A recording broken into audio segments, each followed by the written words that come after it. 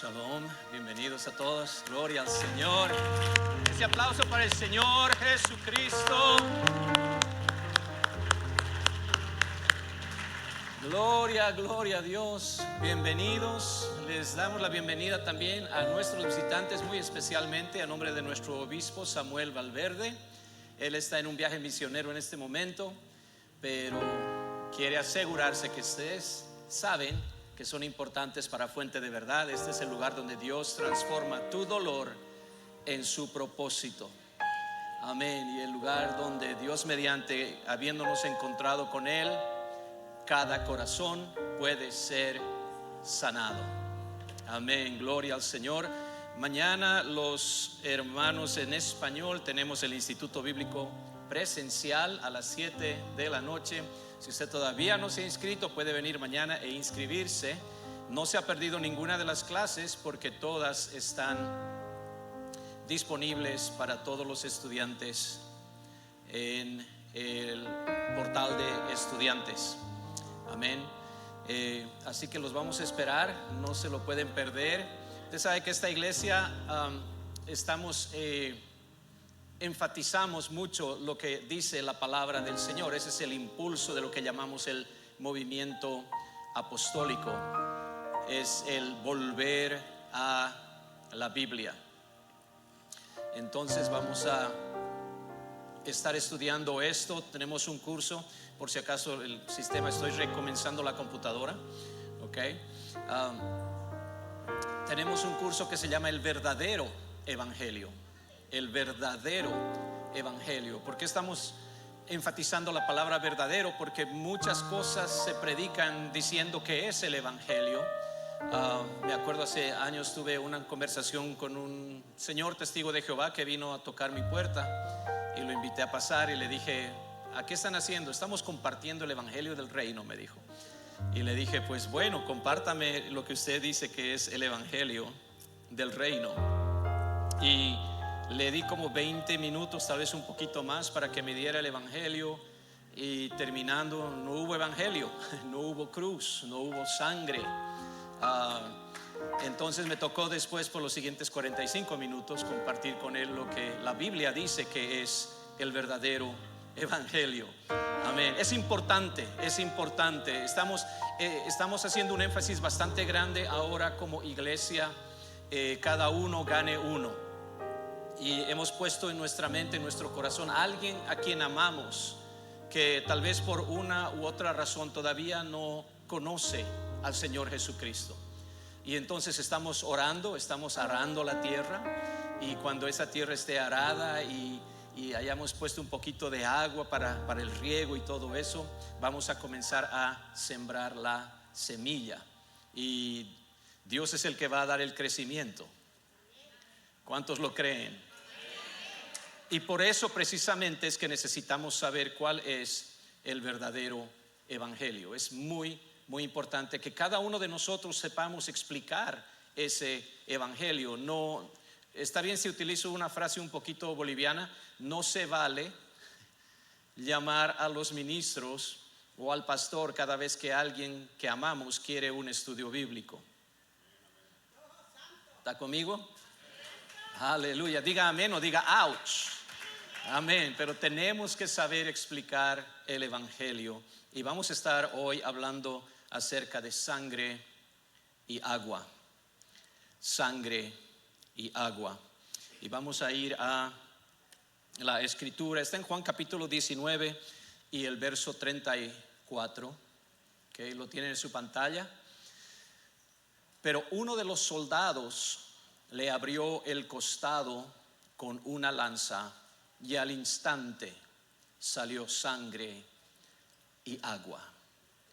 Sangre y agua. Es una de esas escrituras que se ve un poquito extraña, ¿verdad? Uno espera que cuando esa lanza atravesó el costado del Señor saliera a sangre. Eso es lo que estamos esperando. Pero Juan nos dice que salió sangre y agua. Pregúntele a su vecino: ¿qué quiere decir eso? Ahora, si le hicieron la pregunta a usted, usted dígale: el hermano nos va a explicar. Aleluya. Pero déjeme decirle desde ya, la cruz es el centro del evangelio. No puede haber evangelio sin la muerte, sepultura y resurrección del Señor Jesucristo. De eso trata el evangelio. Ahora, si usted no estuvo, tenemos el panel de discusión que tuvimos acerca del nuevo nacimiento y pusimos videos ahí de teólogos, amigos, algunos tal vez evangélicos, otros católicos, qué sé yo, donde dicen que lo único que necesitamos hacer para ser salvos es simplemente creer en Cristo, así como el ladrón en la cruz. No está mal creer en Cristo, ese es el fundamento, ¿ok? Y los que están en el instituto ya recibieron bastante acerca de la fe, la justificación. Mañana vamos a tocar más de eso, pero no está solamente en creer. Porque si usted está pensando, yo quiero ser salvo como el ladrón en la cruz, pues traiga unos clavos y tal vez le podemos ayudar. Pero el ladrón en la cruz, mis hermanos, él está crucificado al lado del Señor, pero el Señor todavía no había muerto. El Señor todavía no había sido sepultado, todavía no había resucitado. Entonces, si el Señor no murió, no fue sepultado y no resucitó, el ladrón en la cruz no fue salvo en el Nuevo Testamento. Fue salvo bajo el Antiguo Testamento, antes de que se diera el sacrificio supremo. Entonces, cuando alguien está diciendo, yo quiero ser salvo como el ladrón en la cruz, estás al lado equivocado de la cruz. Es como cuando usted está manejando en el freeway y hay uno de esos letreros que dice no entry, es rojo, y si usted se mete por ahí, está manejando por el lado equivocado de la carretera. Eso es lo que está pasando con muchos diciendo, el ladrón en la cruz, el ladrón en la cruz. El ladrón en la cruz no fue miembro de la iglesia. No había iglesia cuando él fue crucificado y el Señor lo salvó de alguna manera. Él es supremo, él sabe lo que hace. Lo único que sabemos es que a este lado de la cruz necesitamos el evangelio, muerte, sepultura y resurrección del Señor Jesucristo. Pero ahora, ¿qué tiene que ver esta escritura que tenemos en la pantalla con ese evangelio? ¿Y por qué es que me suena raro que del costado del Señor salió sangre y agua? Ahora, usted debe tener una explicación médica para eso. Yo le voy a dar la explicación bíblica para eso, ¿ok? Y tiene que ver con Hechos 2:38. Esto es lo que dice la escritura. Pedro les dijo, arrepiéntanse y sea bautizado. Antes de seguir ahí, note hay un asterisco ahí en la palabra bautizado. Esa es una palabra griega que no ha sido traducida al español. Bapto es la raíz y significa sumergir o inmergir, es decir, poner algo debajo de un líquido.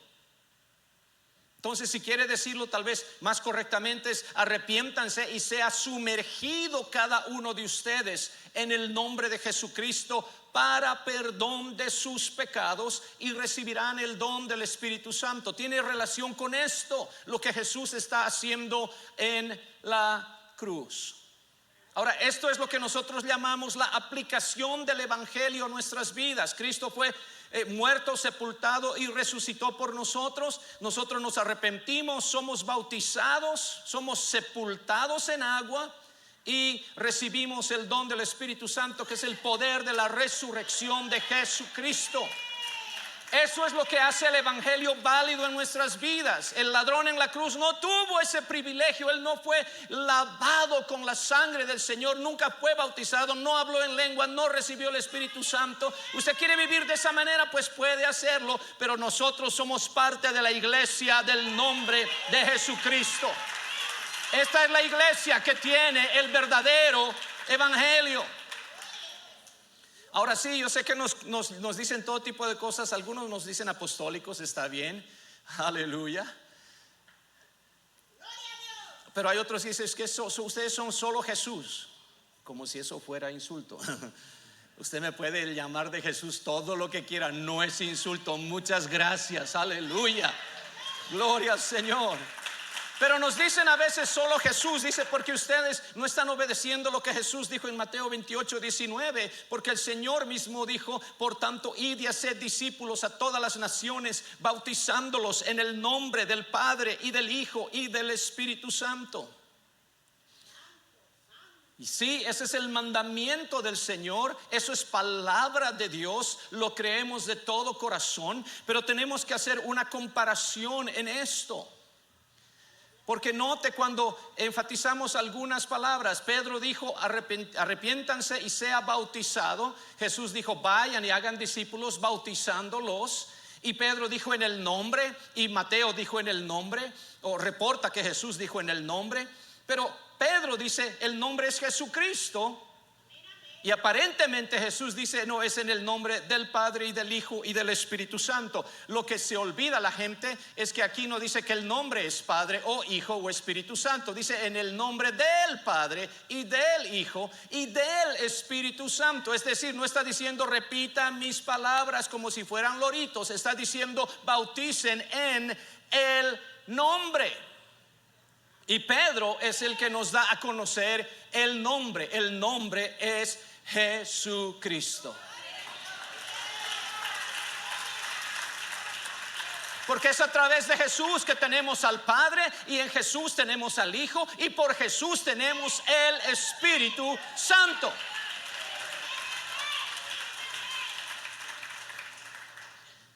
Ahora, tal vez a usted le han dicho, no, pues que yo prefiero obedecer a Jesús antes que a Pedro.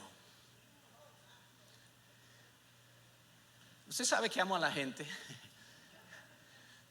pero es muy difícil para mí respetar a alguien que enseñe a su gente que digan eso. Porque eso no lo inventó la gente, eso lo inventaron, quién sabe, algún pastor en algún lado, que dice, no, tú dile esto a los solo Jesús, a esos apostólicos del nombre, ¿no? ¿Qué le digo, pastor? Dile que prefieres obedecer a Jesús que a Pedro. Como si Jesús y Pedro estuvieran peleándose el uno con el otro. Esa es la peor excusa para rechazar el nombre de Jesús que sea posiblemente inventado. Y si yo fuera de ese equipo, me sentiría avergonzado de usar ese argumento. ¿Sabe por qué? Porque Pedro fue el apóstol a quien Jesús le dio las llaves del reino de los cielos. Es más, es a él a quien le dijo, sobre esta roca edificaré mi iglesia y las puertas del Hades no prevalecerán contra ella. Es más, a él y a los discípulos les dijo, cuando venga el Espíritu Santo, él os guiará a toda la verdad y os recordará todo lo que yo os he dicho. ¿Y sabe qué pasa en Hechos capítulo 2? El Espíritu Santo desciende sobre Pedro y el resto de los apóstoles, incluyendo Mateo, hablan en lenguas y se junta la multitud diciendo, ¿qué está pasando? ¿Por qué hablan en lenguas? Y Pedro se pone en pie con los 11, lea Hechos 2. Y Pedro predica ese mensaje con Mateo a su lado y Juan al otro, y está predicando. Y cuando le preguntan qué tenemos que hacer para ser salvos, Pedro les dice, arrepiéntanse y sea bautizado cada uno de ustedes en el nombre de Jesucristo para perdón de los pecados y recibiréis el don del Espíritu Santo. ¿Qué quiere decir esto? Pedro no se equivocó, porque si se equivocó, entonces hay que culparle al Espíritu Santo que lo estaba llenando ese momento, pero el Espíritu Santo no se puede equivocar. Pero si se equivocó el Espíritu Santo, hay que culpar a Jesús, porque Jesús dijo, el Espíritu Santo les va a enseñar todas las cosas y les va a recordar todo lo que yo les he dicho. Y tenemos que culpar a Jesús porque le dio las llaves del reino de los cielos a alguien que iba a meter la pata. ¿Cómo podemos ser salvos? Varones hermanos, ¿qué haremos? Dice Hechos 2:37. Y Pedro les da las llaves. Arrepiéntanse, sean bautizados en el nombre de Jesús, reciban el Espíritu Santo. Esas son las llaves.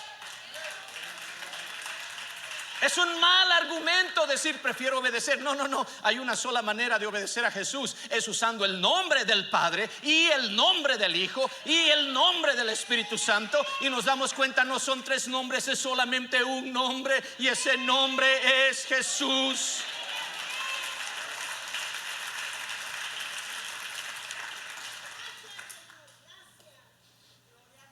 Y le voy a chismear algo más. Pablo dijo, toda la escritura es inspirada por Dios. ¿También Hechos 2:38? Sí. ¿Y también Mateo 28:19? Sí.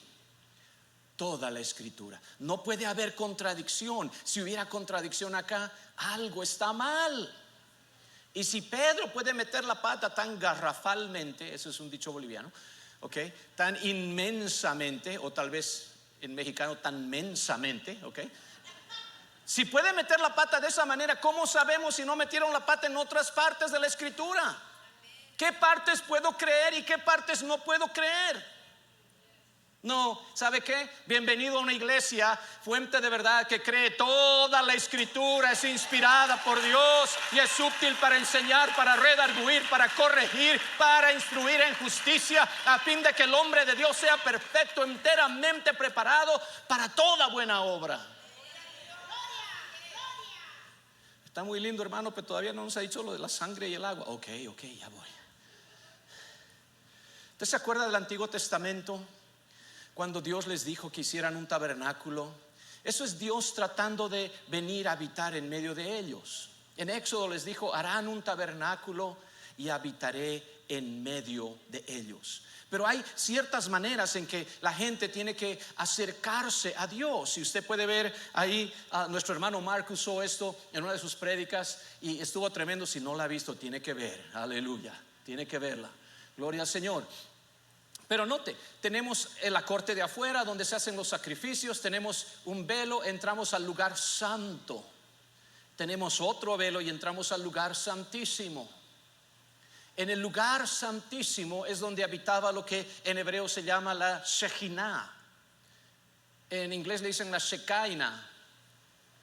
Shejinah, la gloria misma de Dios, la gloria visible de Dios. A veces aparecía como una nube y que descendía. Esa era la Shejinah, la gloria de Dios. Entonces, para llegar a la presencia de Dios, usted tiene que pasar por todos estos lugares. ¿Y sabe qué? Aquí podía venir la gente trayendo sus sacrificios. ¿Por qué? Por cuanto todos pecaron, están destituidos de la gloria de Dios. No hay justo ni aún uno. No hay quien entienda, no hay quien busque a Dios. Toda la humanidad, desde Adán y Eva, nos hemos perdido en el pecado.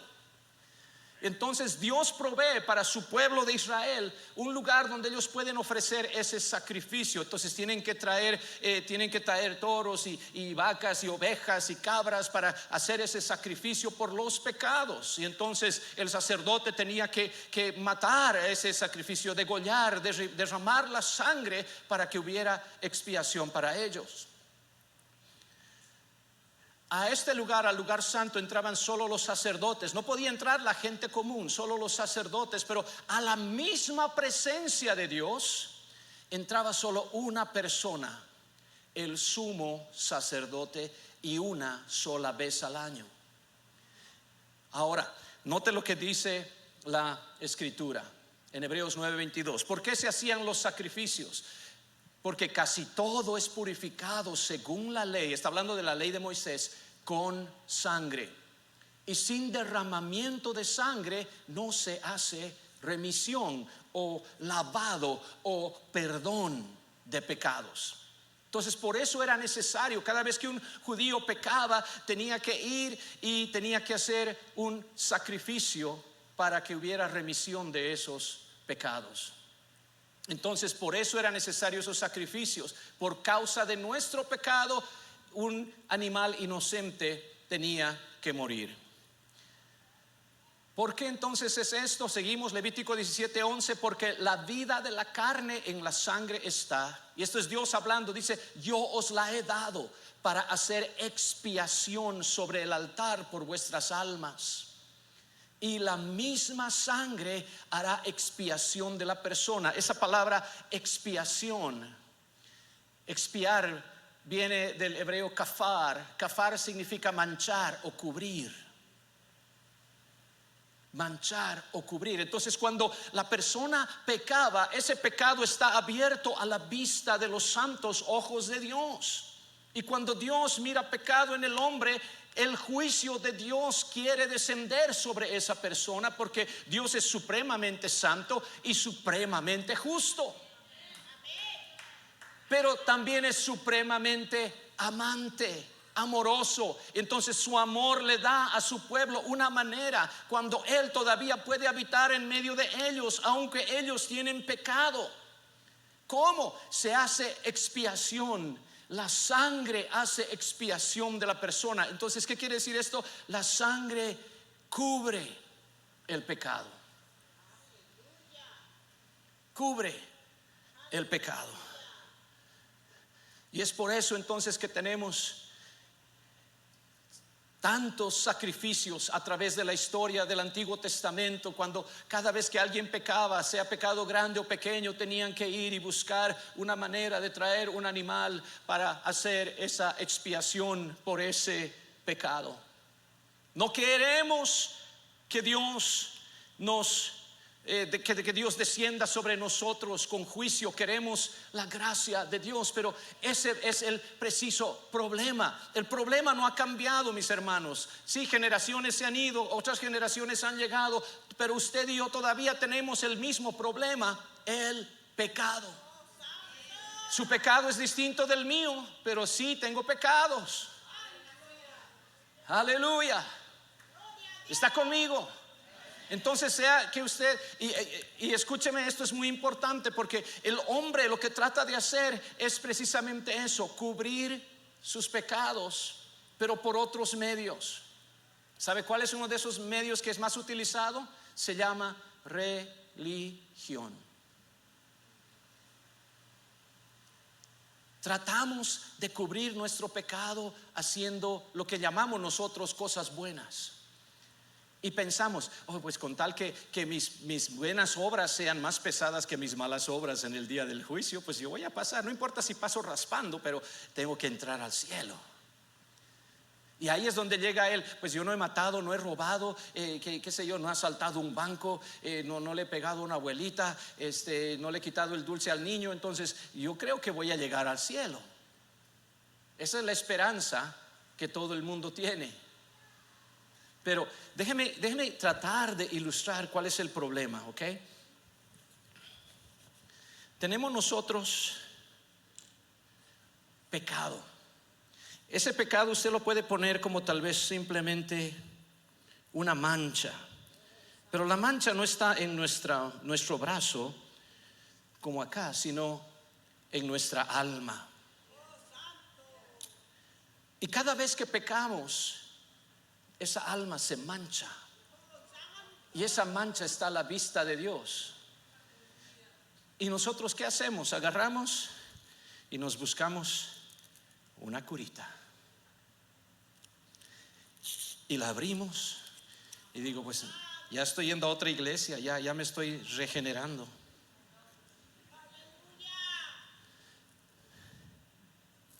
Y con tal que no lo puedan ver, hasta ya cargo Biblia.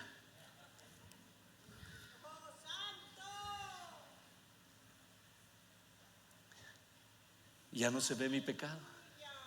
Entonces yo creo que cuando llegue al cielo yo voy a estar bien, porque he rezado la novena, he echado 15 credos y 14 ave marías, hasta he prendido velas y le he hecho dar una misa al abuelito. Pero ¿sabe cuál es el problema de la curita? Se lo voy a mostrar en la escritura. Déjeme. Vemos aquí nosotros estos sacrificios, les decía, estos sacrificios que nosotros tenemos, ¿verdad? Sacrificio tras sacrificio. ¿Para qué? Para cubrir los pecados, para que Dios no los mire. Pero de repente llegamos al tiempo del maestro, y nos dice la Biblia que está Juan el Bautista predicando: arrepentíos. Y si el predicador, que lo voy a mirar allá, ok, porque ustedes están acá, los que están en casa, si el predicador que usted está viendo en la televisión, en YouTube, en lo que sea, no les dice arrepentíos, no viene de Dios. El que no le dice que usted es un pecador no viene de Dios. El que precedió al Señor vino predicando el evangelio: el tiempo se ha acercado, arrepentíos. Y dice la escritura: el siguiente día vio Juan a Jesús que venía a él, y dijo: he aquí el Cordero de Dios que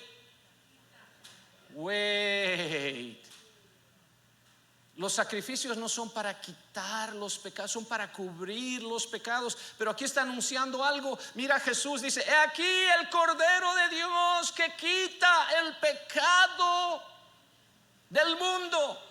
Eso a los ojos de esos judíos era algo diferente, distinto. Algo está cambiando. Con razón la gente comenzaron a transformarse, comenzaron a buscar el rostro de Dios. Venían y confesaban sus pecados abiertamente, luego eran bautizados y salían. Y entonces ahí viene Jesús y sabemos lo que pasa. Jesús le dice: quiero que me bautices. Y Juan dice: no, yo necesito ser bautizado por ti y tú vienes a mí. ¿Se acuerda lo que Jesús le dijo? Deja ahora, porque es propio que así cumplamos toda justicia. Ahora, ese es otro dicho un poquito extraño. Y entonces le dejó y lo bautizó. Y sabemos que cuando salió del agua, el Espíritu de Dios descendió sobre el Señor Jesucristo. Salió del agua y creo que ahí lo tienen, ahí ve, la palomita, ahí está. Pero no es una paloma, es el Espíritu Santo descendiendo. ¿Ok? Pero ¿por qué es que Juan está utilizando ese término? El Cordero de Dios que quita el pecado del mundo está respondiendo a través de los siglos a otra pregunta que en este caso la hizo Isaac, el hijo de Abraham, cuando Dios le dijo a Abraham: quiero que me sacrifiques a tu único hijo. Y Abraham está llevando con su corazón partido, ciertamente que sí, pero está llevando a su hijo al lugar de sacrificio. Y entonces habló Isaac a Abraham, su padre, y dijo: Padre mío. Y él respondió: heme aquí, mi hijo. Y él dijo: he aquí el fuego y la leña, mas ¿dónde está el cordero para el holocausto? Oh, aleluya. Pregúntele a su vecino: ¿dónde está el cordero? ¿Dónde está el cordero para el holocausto? Y Abraham no sabía lo que iba a suceder, pero esta pregunta reverbera a través de los siglos. Y es por eso que el profeta Juan el Bautista, que Dios dijo que era el más grande profeta, dice: he aquí el Cordero de Dios. Está respondiéndole a Isaac a través de los siglos: ¿dónde está el Cordero? He aquí el Cordero de Dios que quita el pecado del mundo. Pero ¿por qué se hace necesario este cordero? ¿Por qué es necesario? Ya tenían el sistema sacrificial, ya tenían sacerdotes entrenados por años y años, ya sabían cómo matar los animales. Y esta es la razón. Hebreos capítulo 10 versos 1 al 4 dice: porque la ley, escuche esto, la ley teniendo la sombra de los bienes venideros, es la sombra de lo que se había prometido, no la imagen misma de las cosas. Ahora mire esto, dice: la ley nunca puede. Dígale a su vecino: nunca puede. La ley no puede, por los mismos sacrificios que se ofrecen continuamente cada año, hacer perfectos a los que se acercan. Sí, la gente está acercándose a Dios, están tratando, pero hermano, la ley no podía hacer perfecto a nadie, porque la ley puede decirte: haz esto y haz este otro y no hagas esto, pero la ley no puede quitar tus pecados y la ley no puede regenerar tu corazón. Por eso es que nunca puede hacer perfectos a los que se acercan a Dios tratando. Y por eso es que las religiones fallan. Por eso es que las novenas y los credos y todo lo que usted quiera y los Ave Marías no nos ayudan a nada, porque esas cosas no pueden hacer perfectos a los que se acercan a Dios. Por ello, entonces no importa si usted dice: yo tengo la mejor religión del mundo, de nada le sirve. O yo tengo la fe más grande, de nada le sirve. Necesitamos un cordero que sea capaz de quitar los pecados.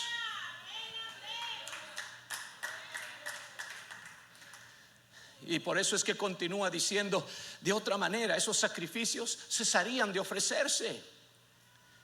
Pues los que tributan este culto, los que traje mi corderito y ya me puse la curita, ya se mató el corderito, ya mi pecado está cubierto, ya tengo mi curita.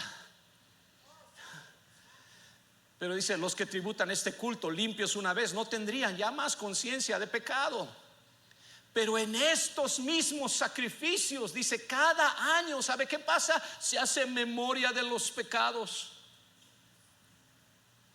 Cada año tenían una celebración, Yom Kippur, el día de la expiación. Y era que se hacían increíbles montos de sacrificio, porque por si acaso alguien pecó sin saber que ha pecado. Tal vez un pecado de omisión, un pecado de ignorancia. Entonces se cubren todos esos, pero el tratar de cubrirlos, ¿sabe qué se está haciendo? Se está haciendo memoria de los pecados. ¿Por qué? Porque la sangre de los toros y de los machos cabríos no puede quitar los pecados. ¿Qué es lo que hacen? Simplemente lo cubren. Ahí está, simplemente cubiertos por una curita, pero el pecado todavía está ahí. Y entonces, ¿qué pasa cuando el judío acaba de salir del templo y acaba de hacer su sacrificio, y de repente mira ya, ay, aquel que no me cae, ay, pero es que lo odio y ya necesitas otra curita porque esta ya se dañó? Pero acabo de sacrificarlo, sí, pero mira ya. Y el Señor ya puede ver otra vez mi pecado. Está tratando de esconderlo, pero no se puede. Si no hubiera sido por este tal por cual 2x4, agarro, bueno, voy a llevar otro sacrificio. Y ¿sabe qué hace el sumo sacerdote? Bueno, ya esa curita ya no te sirvió. ¿Ya trajiste otro sacrificio? Sí, aquí tengo otro sacrificio. Pues ahí está otra curita. Y es de curita en curita y en curita. Y eso es lo que estamos haciendo. Cuanto más religiosos nos hacemos, simplemente tenemos más variedad de curitas. Porque la sangre de los toros y de los machos cabríos no puede quitar los pecados. Prender velas no puede quitar pecados. Óigame, nada de lo que tratamos de hacer para agradar a Dios es suficiente, porque si fuera suficiente nunca hubiera habido una cruz en ese Calvario. Pero el hecho de que esa cruz esté en el Calvario nos dice: nada es suficiente. Mis buenas intenciones, mis oraciones, leer la Biblia, ir al culto, dar limosnas, nada es suficiente.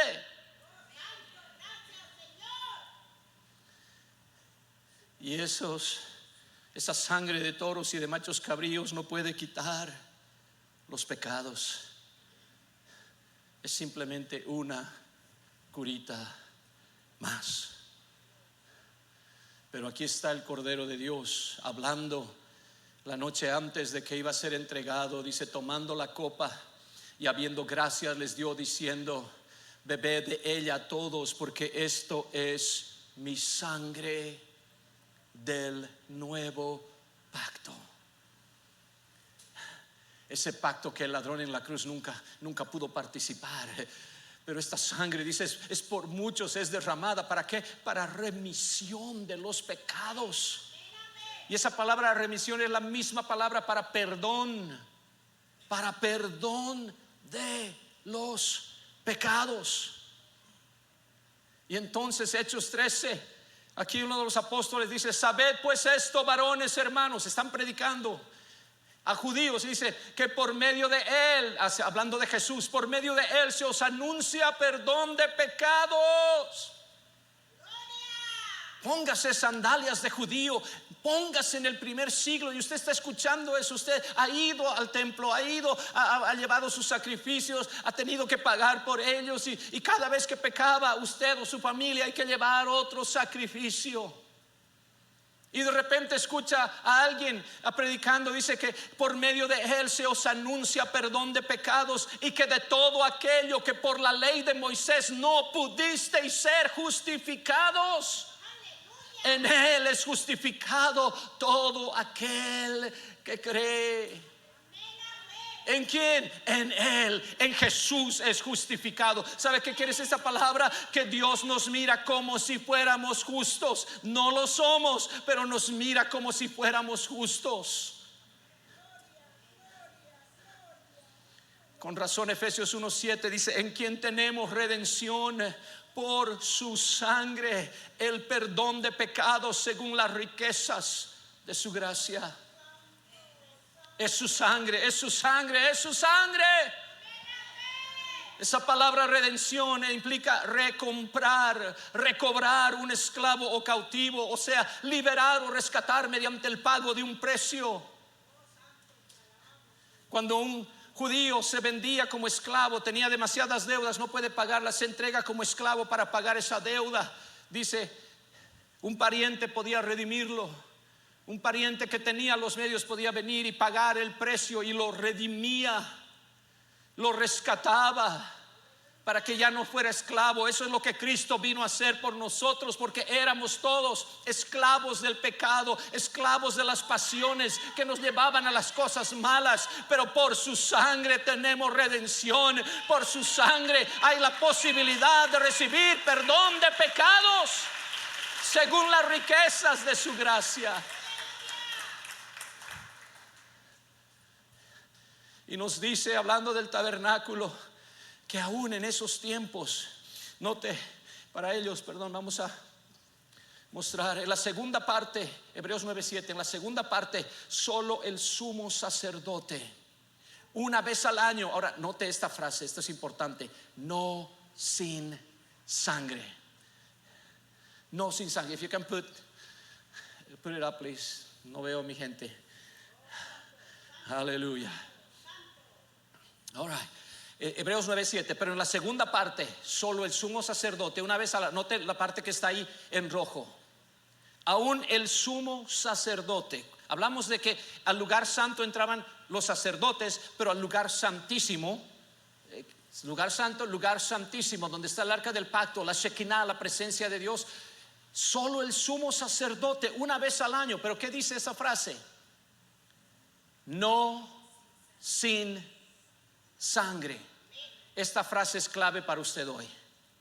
No sin sangre. Dígalo conmigo: no sin sangre. Usted que está esperando un día llegar a la presencia de Dios, no puede llegar sin sangre. Usted que quiere salvación, todas sus buenas obras no sirven de nada, son como trapos de inmundicia, dice el profeta Isaías. Todas nuestras justicias, nada, no sirven de nada. No sin sangre.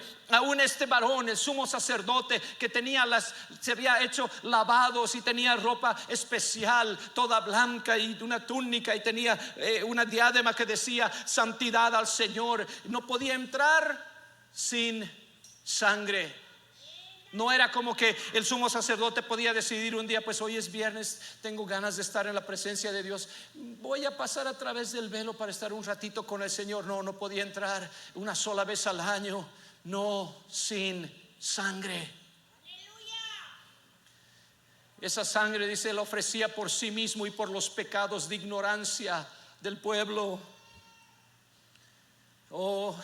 Y usted y yo tenemos una invitación a entrar a la presencia de Dios, no una vez al año, pero cada vez que deseamos. Hay puertas abiertas de par en par. ¿Por qué? Porque hay un Cordero de Dios que quita el pecado del mundo. No tiene que ser ministro, no tiene que ser pastor para estar en la presencia de Dios. Aleluya. Pero no sin sangre. Y aquí está este principio, y es ilustrado en Levítico capítulo 14 versos 4 al 7. Nos dice: el sacerdote mandará luego que se tomen para el que se purifica 2 avecillas limpias, vivas, limpias, y madera de cedro, grana e hisopo. Y mandará el sacerdote matar una avecilla en un vaso de barro sobre aguas corrientes. Note lo que tenemos acá. Estamos hablando que cuando se purificaba un leproso, la lepra como tipo de pecado, cuando era purificado, dice, tenía que llevar 2 avecillas para su sacrificio de purificación.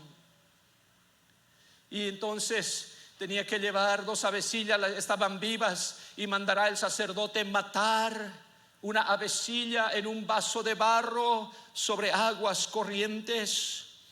Y entonces tenía que agarrar ese cuchillo y tenía que matar una avecilla y derramar la sangre de esa avecilla. Y luego nos dice: después tomará la avecilla viva el cedro, la grana y el hisopo, y los mojará con la avecilla viva en la sangre de la avecilla muerta. Entonces tenía que agarrar la otra avecilla que estaba viva y tenía que sumergirla en la sangre de la avecilla muerta sobre las aguas corrientes, y rociará 7 veces sobre el que se purifica de la lepra y le declarará limpio. Y luego, ¿sabe qué hacía con esta avecilla que ahora está manchada de sangre? Decía: soltará la avecilla viva en el campo. En esencia, entonces, es como que una avecilla dio su vida por la otra avecilla, y mientras una moría, la otra vivía. Mientras la sangre de una era derramada y mezclada con esa agua, la otra, manchada de esa sangre, era dejada ir, soltada, dice, viva en el campo. Tenemos 2 avecillas. Las 2 están vivas, pero una tiene que morir para que la otra pueda vivir, para que la otra pueda ser redimida. Note lo que escribió el apóstol Juan. Este es Jesucristo, que vino mediante agua y sangre, no mediante agua solamente, sino mediante agua y sangre. Sí, he leído esto y a veces he pensado, ok, ese énfasis está un poquito extraño. No mediante agua solamente. ¿Cuál era el primer principio? No sin sangre. Este va a ser el segundo. No mediante agua solamente. Hay gente que nos ha acusado a nosotros de creer en la regeneración bautismal, que con tal que metamos a alguien en el agua ya está salvo. No. No es mediante agua solamente, pero sí toma el agua. Pero es agua y sangre. ¿Qué está queriendo decir, mi hermano? Le estoy diciendo. Dice que agarraban las avecillas sobre aguas corrientes y tenían el agua ahí en ese, vamos a llamarle bañadorcito que usaban, y hay agua. Pero el momento que matan a la avecilla, ahora hay sangre mezclada con esa agua. Y luego dice: sumergirás a la avecilla viva en esa sangre mezclada con agua. Y una vez que es manchada con esa sangre, o es sumergida en esa sangre y agua, la dejarás ir libre. Es redimida. ¿Sabe qué implica esa redención? Había gente que iban y capturaban las avecillas para luego venderlas, para que alguien las compre y pueda ser purificado. Y entonces yo me imagino, esto es mi imaginación, pero me imagino un papá y su hijo yendo a buscar avecillas, porque mañana es Yom Kippur. Tenemos que venderlas para que alguien pueda ser purificado, para que alguien pueda cubrir su pecado. Y mientras agarran unas y las ponen ahí en redes, en jaulas, de repente hay una que está un poquito sucia, tiene unas manchas rojas. Y el niño va y comienza y la agarra. Mira, papá, agarré otra.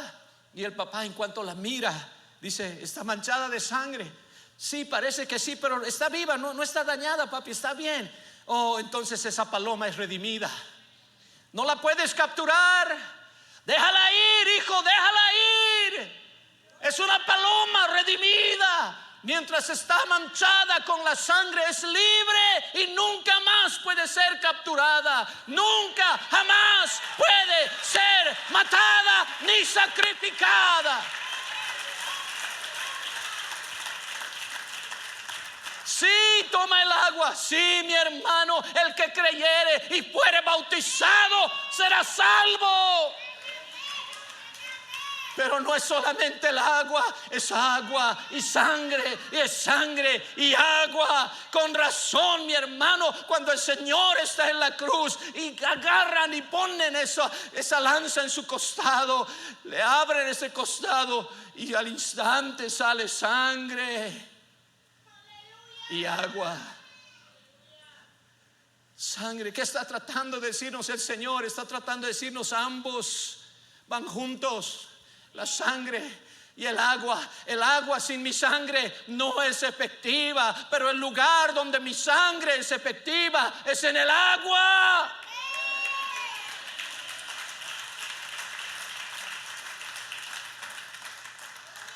Con razón Juan nos explica y dice: la sangre de Jesucristo, su Hijo, nos limpia de todo pecado. Pero Él mismo también nos dice: vuestros pecados os han sido perdonados por su nombre. ¿Por qué?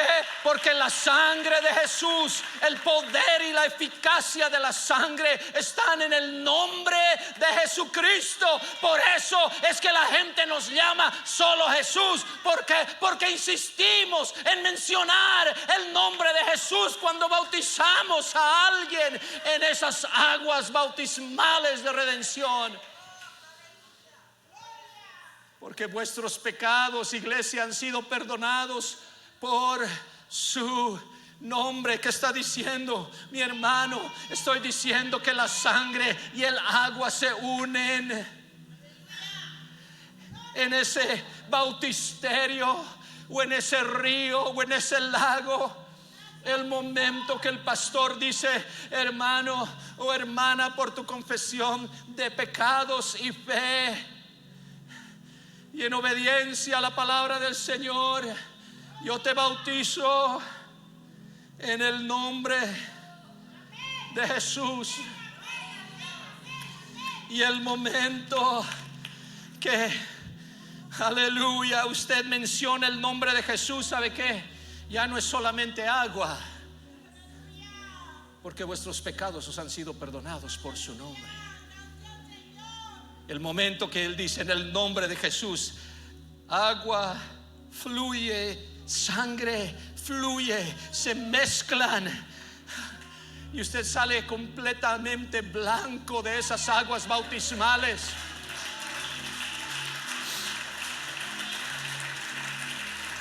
Hermano, ¿cuál es la diferencia? La diferencia, mi hermano, es que la curita trata, pero no puede limpiar ese pecado. Mi religión puede, trata, pero no puede. Nunca puede, dijo el autor de Hebreos. Y cada vez que pecas, la curita se te cae y necesitas buscar otra. Pero una paloma fue sacrificada. Y me pregunto si la sangre puede limpiar ese pecado. Aleluya, aleluya. Y la sangre, mi hermano, ¿necesito curita? No, ya no necesito ninguna curita, porque ya tengo la sangre.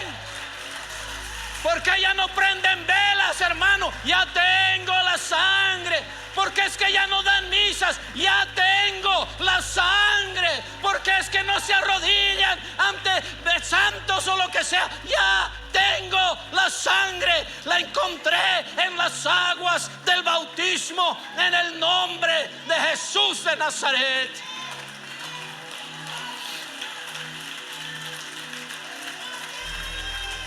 Con razón Pedro les dijo: arrepiéntanse, mundo, arrepiéntanse. No importa los pecados que estás cargando, arrepiéntete y sea bautizado cada uno de ustedes en el nombre de Jesucristo para perdón de los pecados.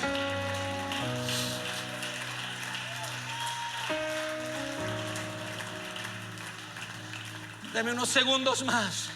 Yo sé que algunos cuando bautizan a alguien, dice: yo te bautizo en el nombre del Padre y del Hijo y del Espíritu Santo, y meten ahí, y ese es un bautismo solamente en agua. Porque aunque son títulos bien preciosos, Dios Padre, el Hijo de Dios, el Espíritu Santo, son títulos hermosos. Hay más títulos de Dios: Alfa y Omega, principio y fin, el que era, el que es y el que ha de venir, el Todopoderoso. Él es El Shaddai, Adonai, Elohim. Está bien, tiene muchos títulos, pero la sangre no está en los títulos. Y si usted se bautiza en los títulos, usted está siendo bautizado en agua. Pero Juan dijo: no en agua solamente, sino en agua y sangre. Por eso es que cuando alguien te bautiza, yo tenía 6 años cuando mi abuelita me llevó a, entre comillas, bautizarme. Me rociaron un poquito de agua. Pero la enseñanza bíblica es sumergidos. ¿Sabe por qué? Porque no peco solamente con la cabeza, no solamente con la mente, también con mis manos, pero no solo con mis manos, también con mi corazón, pero no solo con mi corazón, también con mis pies. Todo este hombre necesita ser sumergido en la sangre. Por eso es que somos sumergidos. Pero si usted simplemente da unos cuantos títulos, eso es solamente agua, y la agua no es suficiente para lavar pecados, mi hermano.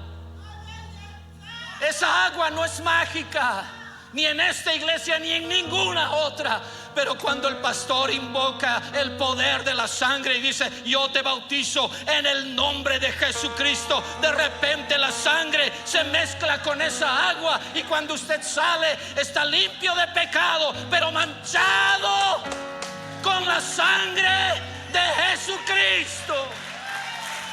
Y la barrata calla bajarata. Me pregunto si hay algún pentecostal en esta iglesia. Me pregunto si hay alguien bautizado en el nombre de Jesús. Usted ha sido bautizado en sangre y agua. Sangre y agua.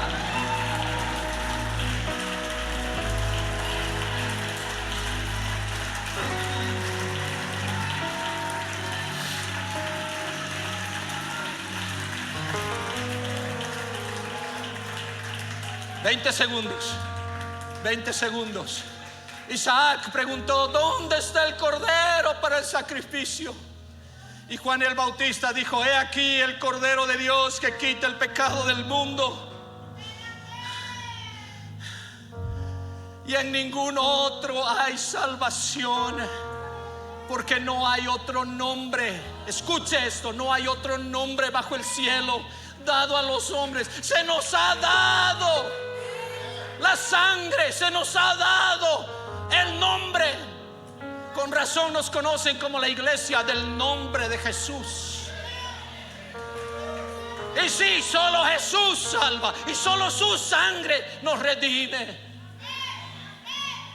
Pero Juan anunció: he aquí el cordero de Dios que quita el pecado del mundo. Pero cuando está saliendo del agua, Dios manda una señal, y el Espíritu de Dios desciende sobre Jesús como paloma.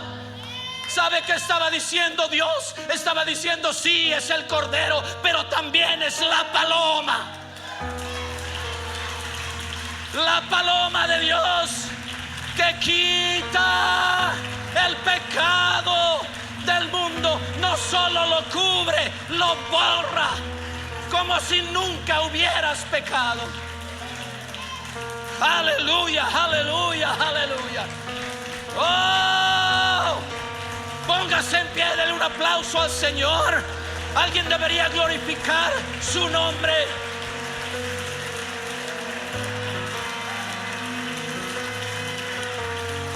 Y si usted no está bautizado ahora, pues ¿por qué te detienes?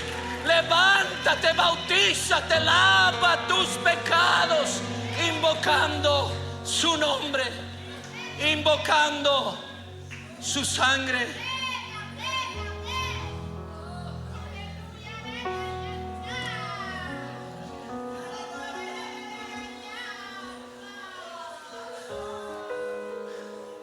Arrepentíos y sea bautizado cada uno de ustedes en el nombre, en la sangre de Jesucristo, para perdón de los pecados, y recibiréis el don del Espíritu Santo. En hebreo, Ruach HaKodesh, Ruach HaKodesh, que es otra manera de referirse a la Shekhinah, la gloria de Dios que vivía en el lugar santísimo, a la cual solo el sumo sacerdote tenía acceso una sola vez al año. Pero aquí nos está diciendo el apóstol que si me arrepiento y recibo la sangre, el Shekhinah viene a morar en mí. El Espíritu Santo viene a morar en mí. ¿Usted sabe por qué?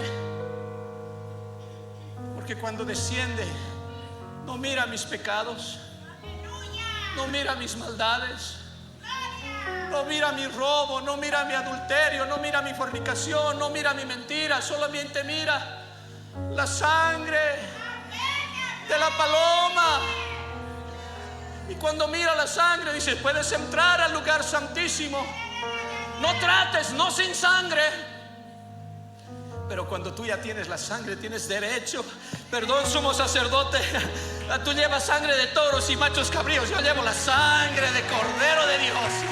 Yo llevo la sangre de Jesús. Es mi derecho estar en el lugar santísimo.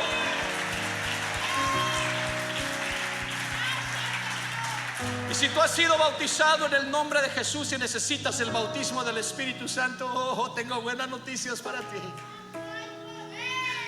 He aquí el lugar santísimo. Tú tienes derecho a venir con denuedo. Ábranme campo, que yo traigo la sangre.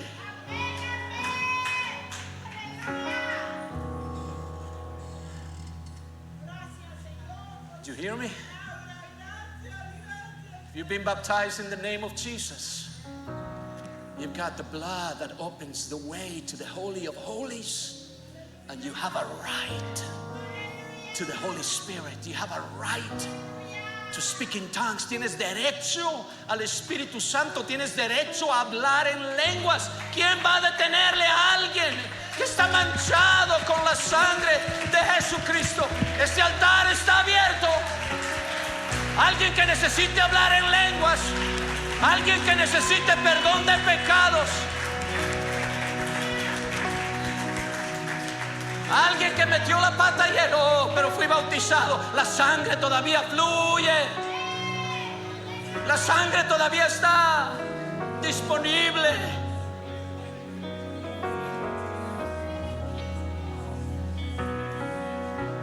Tienes derecho. Tienes derecho a recibir el Espíritu Santo. Tienes derecho a recibir perdón de pecados. Tienes derecho. Tienes derecho a arrepentirte y decir: Señor, estoy cansado de tener solamente religión. Quiero tu sangre. Deseo tu sangre. Anhelo tu sangre. Paloma de Dios, que quitas el pecado del mundo. Eso es, acérquense un poquito más. Hay gente que todavía está pasando. Acérquense un poquito más. Aleluya, aleluya, aleluya, aleluya. Tienes derecho. Diablo mentiroso, la sangre está en contra tuya en este momento. Echamos fuera toda incredulidad, toda falta de fe por la sangre de Jesucristo. Recibe la bendición que necesitas. Recibe la bendición que necesitas. It's your divine right. Receive the Holy Ghost. Receive the Holy Spirit. Speak in tongues. It's your divine right.